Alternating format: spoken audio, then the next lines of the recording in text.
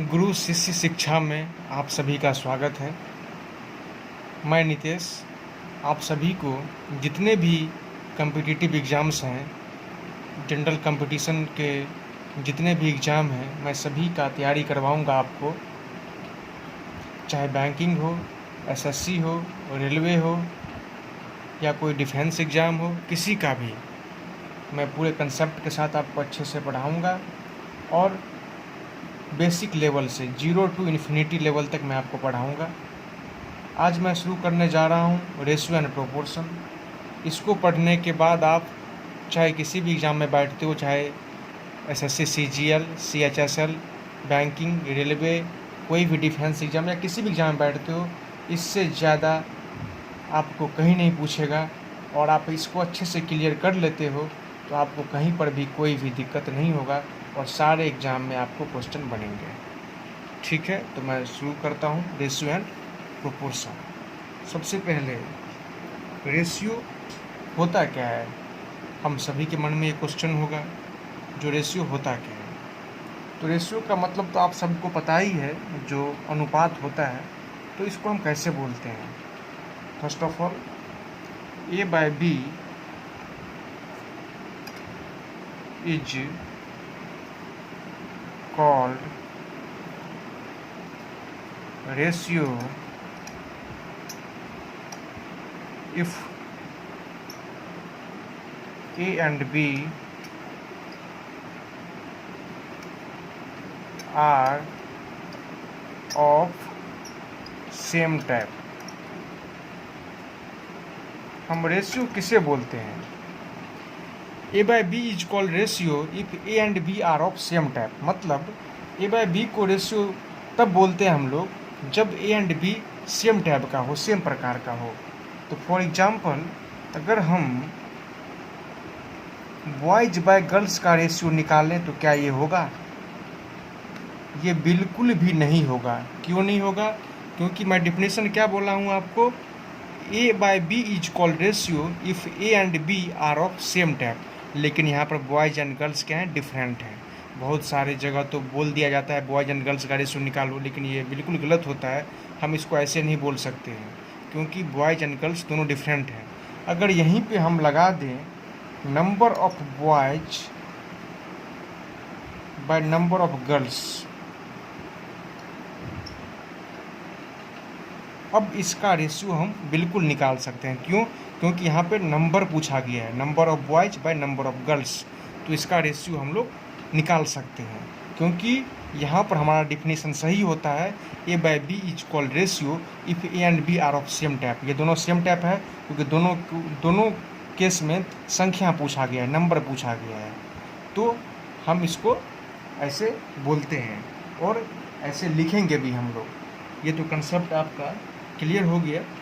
मैं एक एग्जांपल और दे देता हूँ आपको, क्योंकि मैं पहले ही बता चुका हूँ आपको, जो मैं 0 लेवल टू इन्फिनिटी लेवल तक समझाऊँगा तो सब कुछ समझ में आएगा आपको।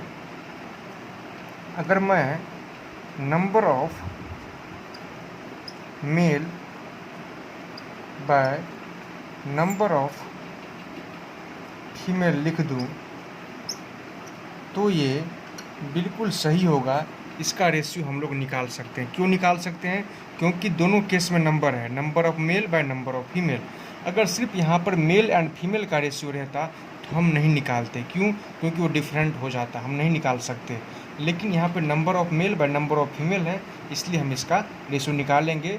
Because A/B is called ratio if A and B are of same type. तो ये डिफिनेशन हमने पढ़ा है, तो इसको इसी हिसाब से हम लोग एग्जाम्पल भी देंगे जो आपको अच्छा लगे। आप कोई भी एग्जाम्पल दे सकते हो, लेकिन दोनों केस में आपका सेम टाइप होना चाहिए। तो आशा करता हूँ जो आपका कंसेप्ट बिल्कुल क्लियर हो गया होगा।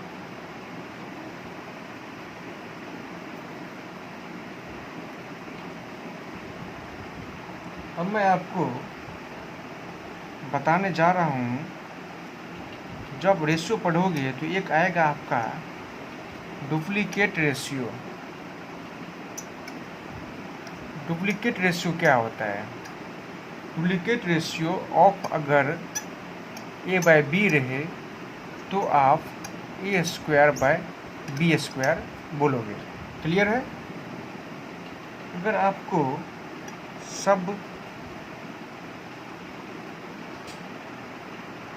डुप्लीकेट रेशियो रहे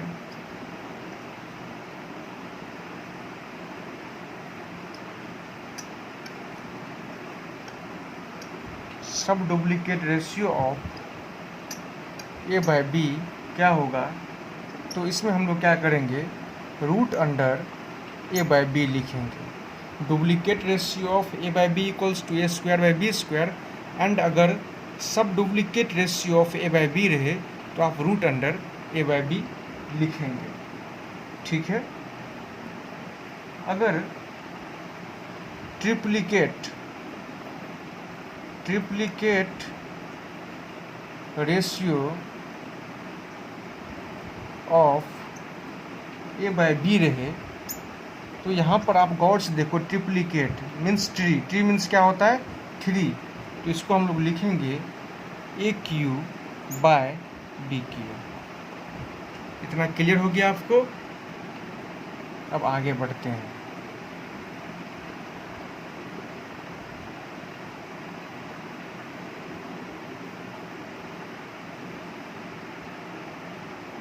अब आपको रहे अगर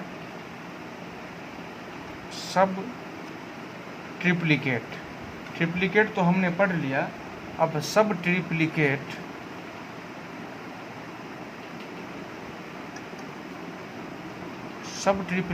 ratio of A by B रहे तो cube root under A by B लिखेंगे हम लोग। जब हम लोग क्यूब रूट अंडर लिखते हैं तो ऐसे ही लिखते हैं, cube root under A by B. Clear है?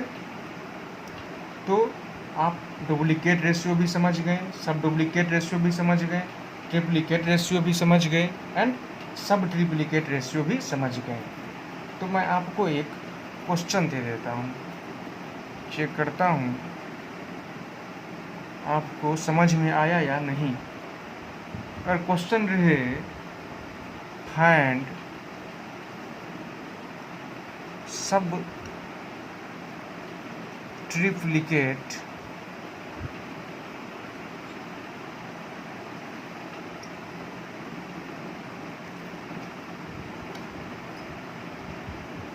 रेशियो ऑफ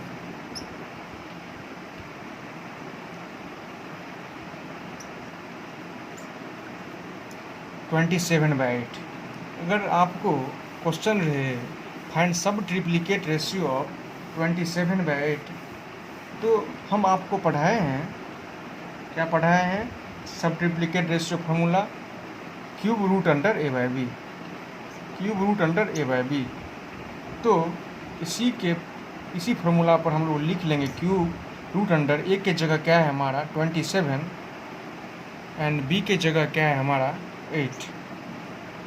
तो क्यूब रूट अंडर 27/8 का क्या हो जाएगा 3/2। अब 3/2 क्यों होगा, तो 3 को 3 बार मल्टीप्लाई करके चेक कर लो, 3 3 जा 9, 9 3 जा 27 और 2 2 जा 4, 2 जा 8। तो ये आपका क्लियर हो गया कंसेप्ट। अगर मान लो एक एग्जांपल और दे देता हूँ मैं,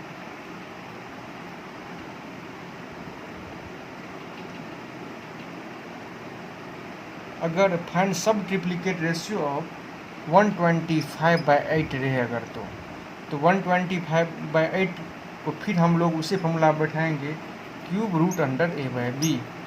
तो बराबर क्यूब रूट अंडर ए के जगह क्या है हमारा 125 एंड बी के जगह क्या है हमारा 8।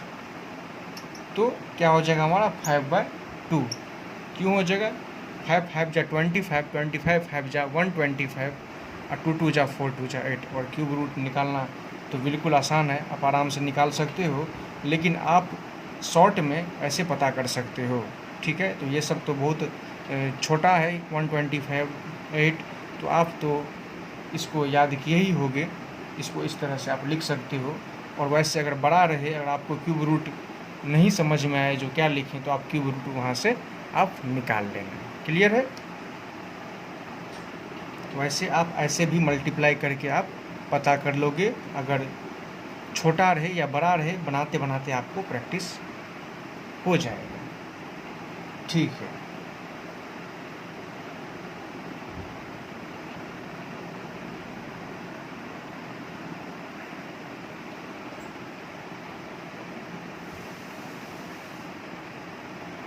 और अब मैं आपको क्या होता है ना, मैं आपको सभी टाइप का क्वेश्चन करवाऊंगा यहाँ पर पूरे कंसेप्ट के साथ, जिससे आपको किसी भी एग्ज़ाम में दिक्कत ना हो और इससे बाहर नहीं आएगा। सारे क्वेश्चन इसी पैटर्न पे रहेंगे। अब सेकंड क्वेश्चन है, आपको मैं देता हूँ सेकंड क्वेश्चन, क्योंकि इस तरह क्वेश्चन बार बार एग्ज़ाम में पूछा जाता है।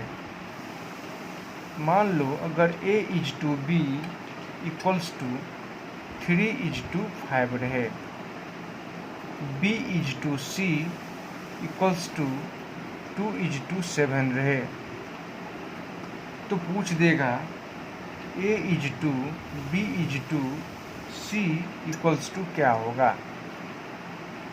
तो आप इसको ऐसे बनाओगे, आप क्या करना तो समझ लो, इस चीज़ को अच्छे तरह से समझ लो। जैसे क्या हो गया, a is to B equals to 3 is to 5 है, and b is to c equals to 2 is to 7 है। तो हमें निकालना क्या है, हमें निकालना है a is to b is to c। ये बार बार एग्जाम में ये क्वेश्चन पूछा जाता है, हमें ये निकालना है। ठीक है, तो सबसे पहले एक चीज़ देख लो, इसमें ये है a, ये b, ये b एंड ये c है। तो a is to b is to c, तो a के लिए क्या होगा, दोनों में देख लो आप, a बस यहाँ पर है।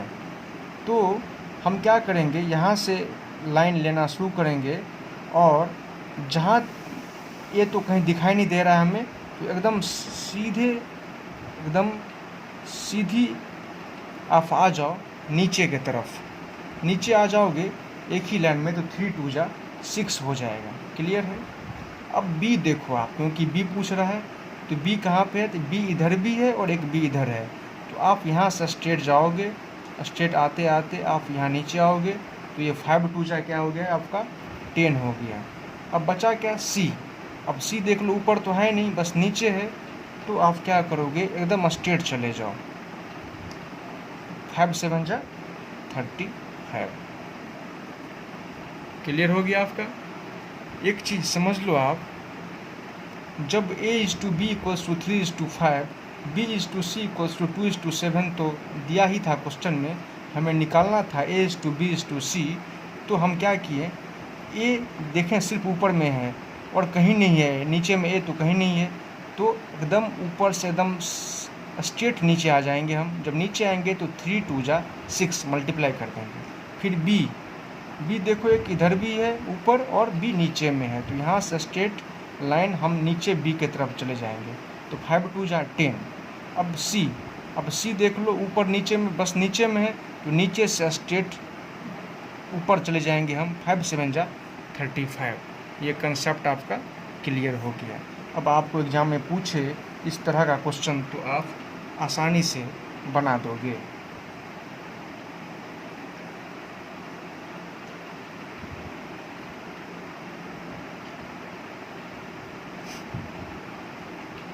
अब मैं नेक्स्ट क्वेश्चन पर चलता हूँ।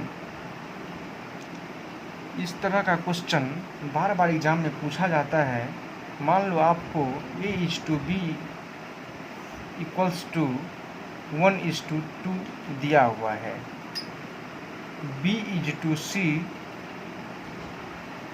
इक्वल्स टू 3 इज टू 2 दिया हुआ है, c is to d equals to 5 is to 4 दिया हुआ है।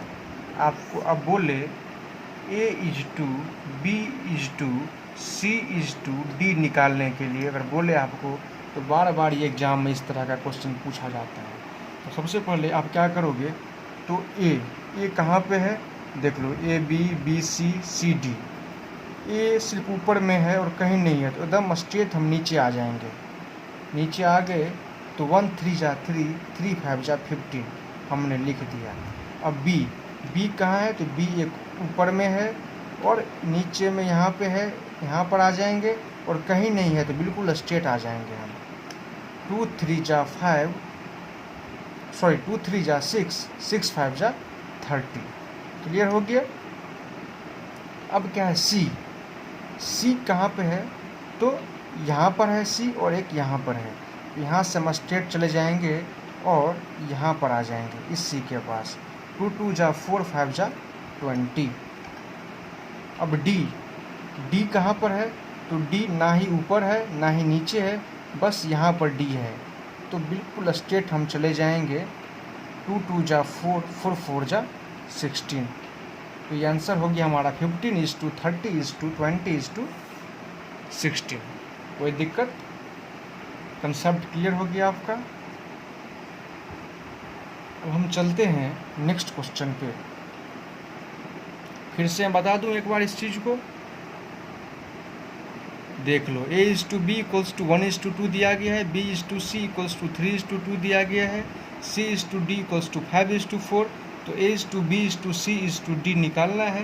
तो ये बस ऊपर में है, ये जब ऊपर में है तो हम क्या करेंगे, बिल्कुल स्ट्रेट नीचे आ जाएंगे, क्योंकि ये कहीं भी नहीं है। तो 1 3 जा 3, 3 5 जा 15। फिर बी देख लो आप, बी यहाँ पर है, यहाँ से फिर यहाँ पर बी और कहीं बी नहीं है, बिल्कुल नीचे आ जाएंगे। 2 3 जा 6, 5 जा 30।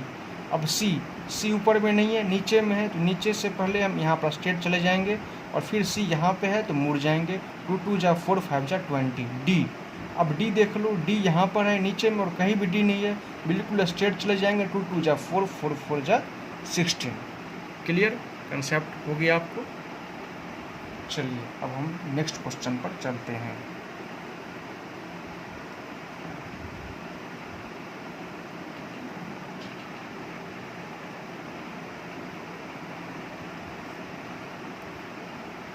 अगर क्वेश्चन दिया रहे आपको A:2, B दिया रहे आपको 2:3, B:C दिया रहे आपको 4:5, तो पूछ रहा है A:B:C बराबर क्वेश्चन, ये पूछ रहा है आपसे। ये दोनों दिया हुआ है ऊपर का, A:B = 2:3, B:C = 4:5, और आपसे पूछ रहा है A:B:C, ये आपसे पूछ रहा है।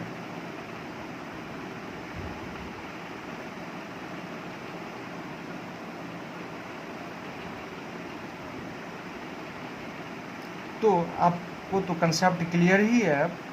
जब A:B = 2:3 दिया हुआ है, B:C = 4:5 दिया हुआ है, पूछ क्या रहा है आपसे, A:2, B:2, C। तो ये देख लो बस ऊपर में और कहीं नहीं है, बिल्कुल नीचे आ जाएंगे। 2 4 जा 8। B अब देख लो, B कहाँ पे, ऊपर में और नीचे में है। 3 4 जा 12। C बस नीचे में है, ऊपर में नहीं है, बिल्कुल स्ट्रेट आ जाएंगे। 3 5 जा 15।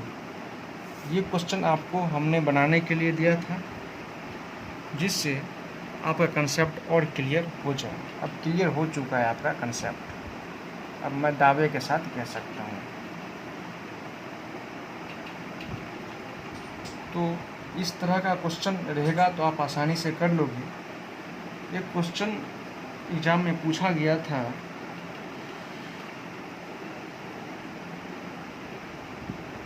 The ratio of A and B equals to 2:3, comma, ratio of B and C 4:5, find A square is to B square is to C square।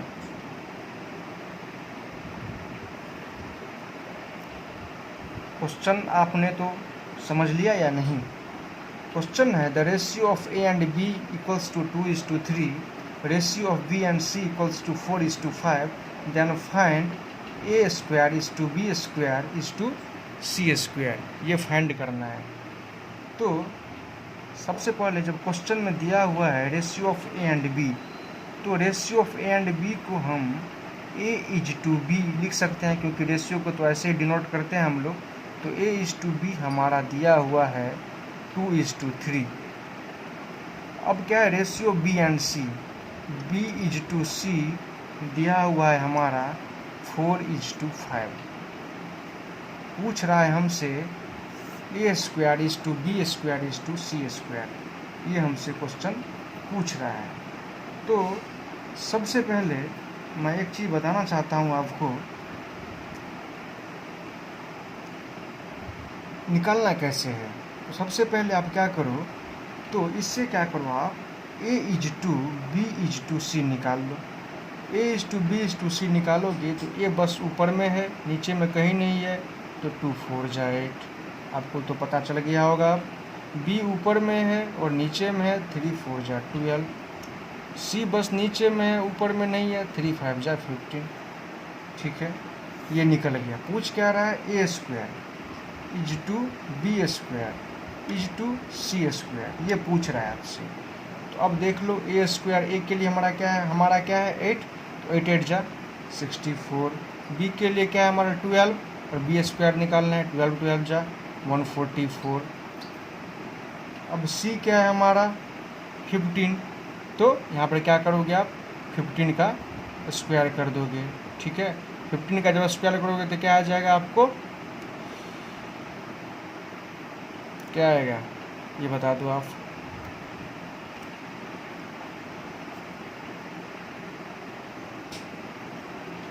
इतना लेट क्यों लेते हो भाई साहब, थोड़ा खुद से भी तो कर लो। 15 स्क्वायर क्या हो जाएगा आपको 225।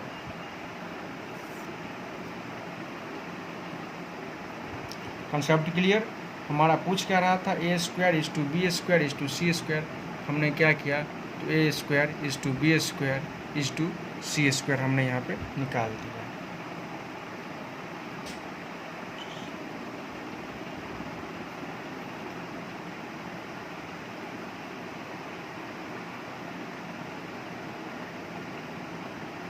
कोई दिक्कत तो नहीं आप लोगों को, सब समझ में आ रहा है?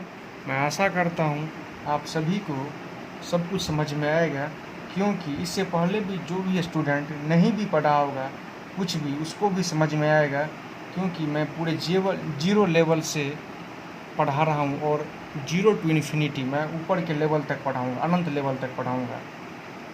और किसी भी कंपटीशन में आप ये पढ़ने के बाद बैठोगे, चाहे एसएससी का हो, चाहे बैंकिंग, रेलवे, डिफेंस एग्ज़ाम, सभी क्वेश्चन आपसे बनेंगे, कोई भी दिक्कत नहीं होगा आपको। अब मैं नेक्स्ट क्वेश्चन पे आता हूँ। आजकल बहुत पूछा जा रहा है एग्ज़ाम में, क्वेश्चन आपका दे चुका है A is to B plus C equals to 1:3, C is to A plus B equals to 5:7। पूछ रहा है आपसे, पूछ क्या रहा है, find B is to A plus C, ये पूछ रहा है आपसे। तो सबसे पहले ये बताइए मुझे आप, ये तो क्वेश्चन हो गया। अब यहाँ से सॉल्यूशन करते हैं। A is to B plus C equals to 1:3 दिया गया है। तो अब ये बताओ, अगर हम ए इज टू बी प्लस सी जो है, इसको ए और इज टू जहाँ पे रहता है आपको तो पता है, जो उसके लिए हम लोग बाय लिख लेते हैं, और बी प्लस सी इसको अगर ऐसे लिख लें तो कोई दिक्कत आपको, A by B plus C equals to 1/3। Clear है? अब ये बताइए ए के लिए क्या है, तो 1, और बी प्लस सी के लिए क्या है, तो 3। तो ऐसा करते हैं हम लोग, A plus B plus C equals to 1 + 3 कितना होता है 4। क्लियर है? अब इसी तरह नीचे वाले को भी लिख लेंगे हम। जो क्वेश्चन है आपका c/a+b इक्वल्स टू 5:7, 5/7 लिख लेंगे। अब c के लिए 5 है एंड a+b के लिए 7 है, तो c+a+b इक्वल्स टू क्या हो जाएगा, 5 + 7 12 हो जाएगा। हमें निकालना क्या है, b/a+c निकालना है हमें। तो यहाँ पर 12 जब है और यहाँ पर जब 4 है और a+b+c यहाँ भी है, a+b+c यहाँ भी है, लेकिन यहाँ पर 4 है, यहाँ पर 12 है, तो ऐसा करते हैं हम लोग इसको मल्टीप्लाई कर लेते हैं और बराबर कर लेते हैं। तो 3 से जब मल्टीप्लाई करेंगे तो ये भी हमारा क्या आ जाएगा, 12 आ जाएगा। तब ये भी बराबर हो गया और ये भी बराबर हो गया आपका। अब जब 3 से मल्टीप्लाई किए हम तो ऊपर वाले को भी 3 से मल्टीप्लाई करते हैं, एक को भी, तो 3 1 जा 3, और नीचे वाले b+c को जब मल्टीप्लाई करेंगे तो 3 3 जा 9 हमारा आ गया ये। ठीक है, अब आपका a+b+c इक्वल्स टू जब आपका 12 आया तो ये क्या है आपका a इक्वल्स टू 3, और हमें b निकालना पड़ेगा एक। तो जब b निकालेंगे हम लोग तभी हम लोग का ये आंसर निकलेगा। और plus c equals to, c के लिए आपका क्या है बताओ मुझे, c के लिए आपका 5 है इक्वल्स टू 12, तो 3 + 5 equals to 8, 8 + b equals to 12, तो b इक्वल्स टू 4। ये क्लियर हो गया आपका। b बराबर क्या आ गया आपका, 4 आ गया। ठीक है,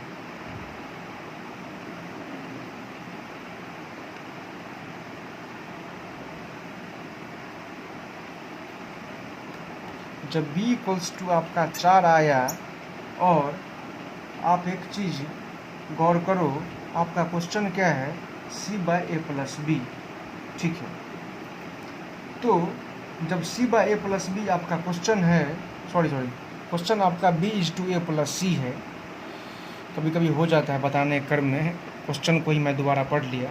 क्वेश्चन है आपका b/a+c, तो b बराबर जब 4 आ चुका है आपका, और b/a+c,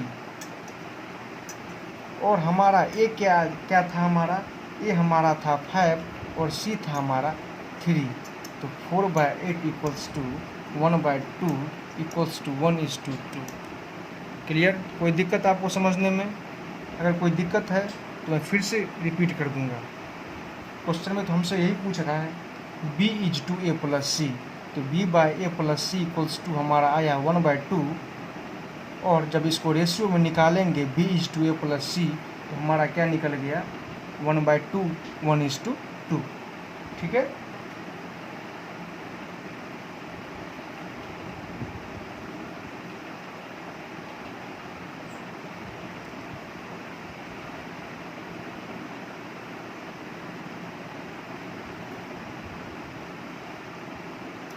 अब बढ़ते हैं हम नेक्स्ट क्वेश्चन की तरफ।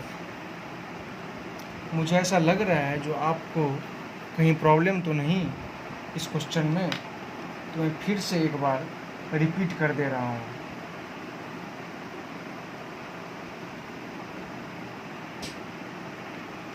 आपको कहीं दिक्कत नहीं होनी चाहिए। क्वेश्चन है आपका a/b+c दिया गया था आपका 1:3,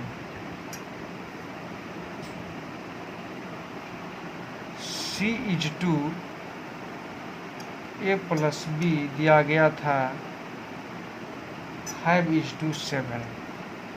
पूछ रहा है आपसे, फाइंड करने के लिए बोला जा रहा है b/a+c equals to question mark. तो जब आपका a/b+c है, यानी कि a/b+c है, तो इसे हम लोग a/2 के जगह बाय का साइन देते हैं, b+c इक्वल्स टू 1/3 लिख सकते हैं। अब इसी को अगर हम लिख लें a+b+c इक्वल्स टू, अगर हम लिख लें 1 + 3 = 4, तो कोई दिक्कत। अब सेकेंड जो है c is to a + b, इसको हम लिख लेते हैं c/a + b equals to 5 is to 7 को हम 5/7 लिख लेते हैं। और जब इसको ऐड करेंगे तो c + a + b equals to 5 + 7 12 हो जाएगा। एक चीज़ गौर करो आप, इधर c + a + b यानी कि a + b + c, इधर भी a + b + c, लेकिन इधर a + b + c equals to 4 हो गया हमारा, मेरा आया हुआ है, और इधर a + b + c equals to 12 आया हुआ है। तो दोनों को बराबर कर लेते हैं हम, तो 4 3 जगह 12 हो गया। 3 से मल्टीप्लाई किए, 3 से जब मल्टीप्लाई किए मतलब 3 ऊपर भी मल्टीप्लाई किए तो 3 1 जा 3, और 3 मल्टीप्लाई किए मतलब नीचे भी b + c में भी, तो 3 3 जा 9। तो ये हमारा कंसेप्ट क्लियर हो गया, और हमारा a + b + c equals to 12 आया हुआ है।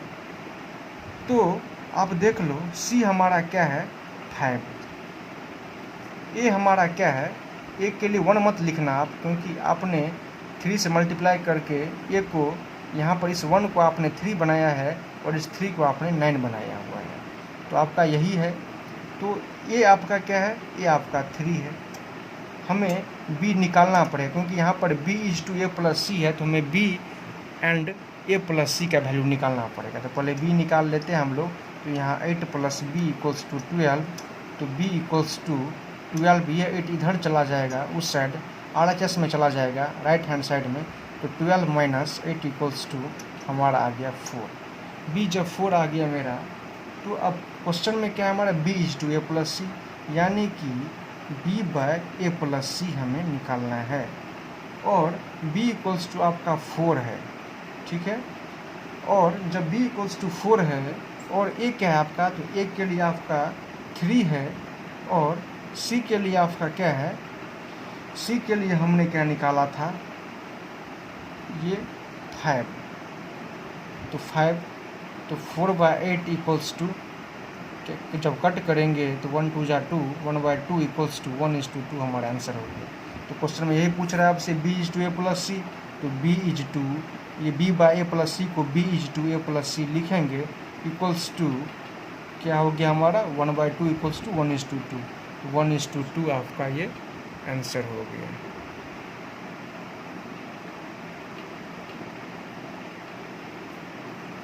समझ में आ गया सारा चीज़ आप लोगों को। मैं एक एक चीज़ क्लियर करूँगा, मैं पूरे कंसेप्ट आपको समझाना चाहता हूँ। मैं जो भी पढ़ाऊँगा आपको, जो भी सब्जेक्ट पढ़ाऊँगा आपको, तो ये बिल्कुल भी आसान लगेगा आपको 0 to high level.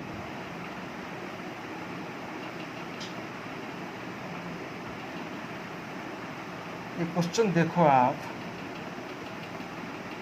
a/b + c, ये आप लोग मुझे करके दिखो, a + b/c, ये क्वेश्चन है, equals to 6/5, b + c/a equals to हमारा है 9/2।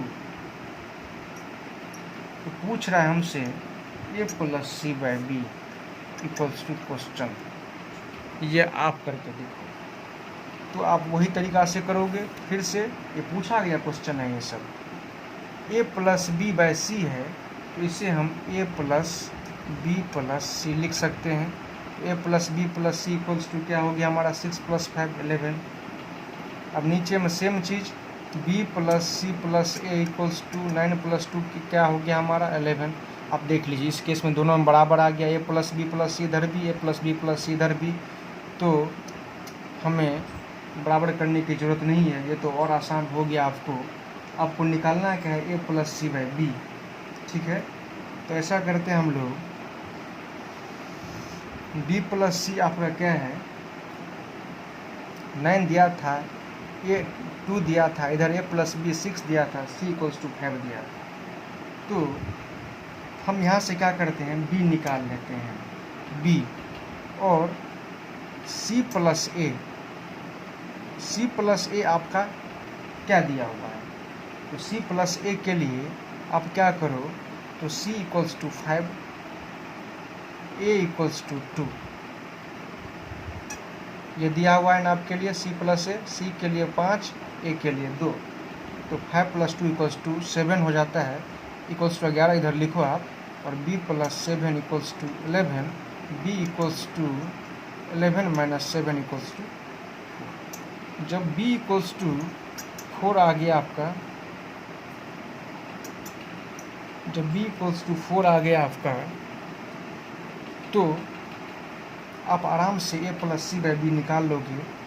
10 a plus C by B equals to, अब a प्लस सी क्या है आपका, तो देख लो 2 प्लस 5 इक्वल्स टू 7, और अभी भी आपने 7 लिखा था 5 प्लस 2, और b के लिए आपने अभी निकाला है 4, तो 7/4।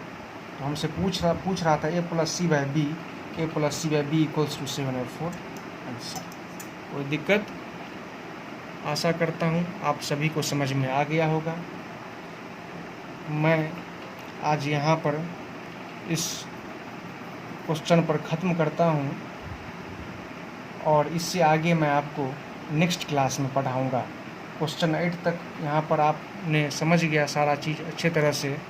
अब मैं क्वेश्चन नंबर 9 से नेक्स्ट क्लास में आपको बताऊँगा।